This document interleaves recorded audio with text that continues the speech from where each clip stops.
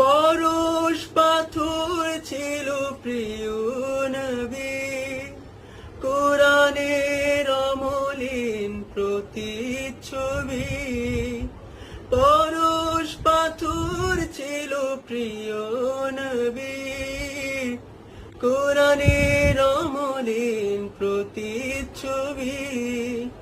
মুমিনের জীবনের বাঁকে বাঁকে বদরের ওই স্মৃতি আজও ডাকে।